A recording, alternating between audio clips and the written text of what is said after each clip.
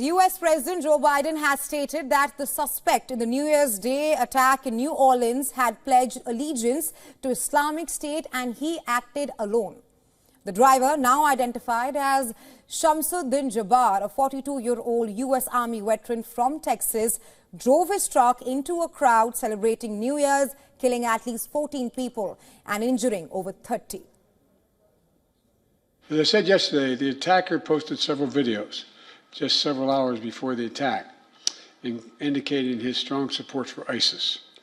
Federal law enforcement and the intelligence community are actively investigating any foreign or domestic contacts and connections that could possibly be relevant to the attack. And so we're also continuing to investigate whether or not there's any connection between the New Orleans attack and the explosion in Las Vegas. As of now, they've just been briefed. They have not found any evidence of such a connection thus far.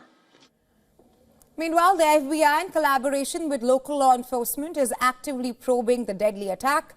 Officials have released posters seeking information about the attacker, Shamsud Din Jabbar. The investigations have revealed that the attacker had published videos on social media proclaiming support for the Islamic State group. First and foremost, let me be very clear about this point. This was an act of terrorism. It was premeditated and an evil act.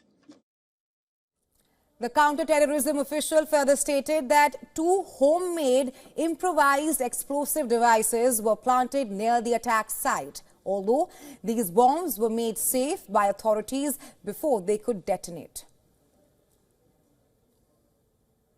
FBI bomb technicians also recovered 2 IEDs in coolers, one from the cross-section of Bourbon and Orleans Street, and the second at an intersection approximately 2 blocks away.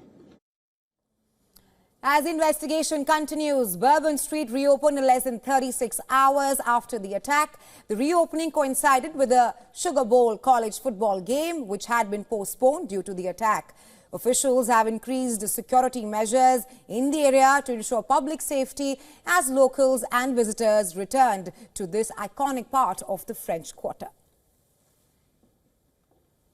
Today feels like a completely normal day back on Bourbon Street. Obviously think about all the victims and the families, but I feel safe. I think it's probably the safest and cleanest Bourbon Street will ever be that I will see, and just still praying for the victims, and I feel safe, and the police presence is huge, so I feel great out here.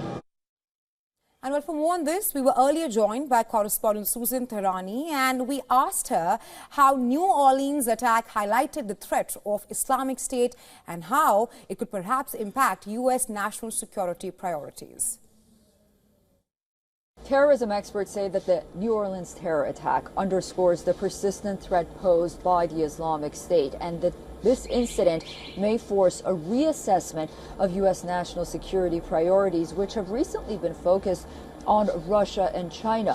Also, experts are warning that the ongoing turmoil in the Middle East region, coupled with the Islamic State's ability to inspire lone wolf attackers, necessitates a renewed focus on counterterrorism efforts here in the United States. Also, given the attack's characteristics such as the use of vehicle ramming tactics and the suspect's struggle in his personal life really makes it clear that Islamic State propaganda continues to resonate with vulnerable individuals. We also asked her how New Orleans attack fits into the broader context of Islamic State's evolution and the global jihadist movement. Say that the New Orleans attack is consistent with the Islamic State's methods of operation, which often involves attacking public pedestrians to maximize casualties.